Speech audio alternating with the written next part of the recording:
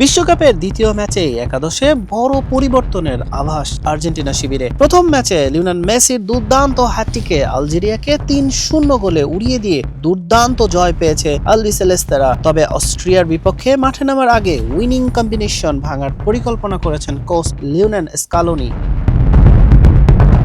প্রখ্যাত সাংবাদিক গ্যাস্টন অ্যাদুলের বরাতে আর্জেন্টাইন সংবাদ মাধ্যম মুন্দো আলবিসেলেস্তে জানিয়েছে, অস্ট্রিয়ার বিপক্ষে শুরুর একাদশে আসতে পারে 4টি বড় পরিবর্তন।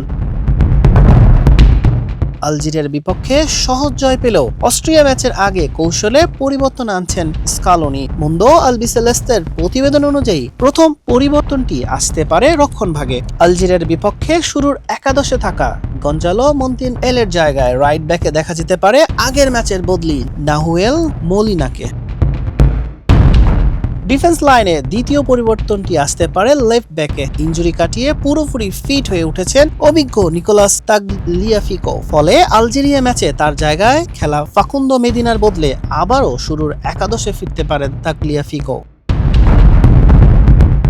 রক্ষণভাগের পাশাপাশি বড় পরিবর্তনের হাওয়া লেগেছে আলবিসেলেস্তেদের আক্রমণ ভাগেও। অস্ট্রিয়ার রক্ষণ দুর্গ ভাঙতে শুরুর একাদশ থেকে বাদ পড়তে পারেন থিয়াগো আলমাদা এবং লাউতারো মার্তিনেস। আক্রমণ ভাগের গুরু দায়িত্ব নিয়ে মাঠে নামতে পারেন নিকোলাস গঞ্জালেস এবং হুলিয়ান আলভারেস। আগামী 22 জুন অস্ট্রিয়ার মুখোমুখি হবে আর্জেন্টিনা। হাসান শাহরিয়ার, মানব কণ্ঠ।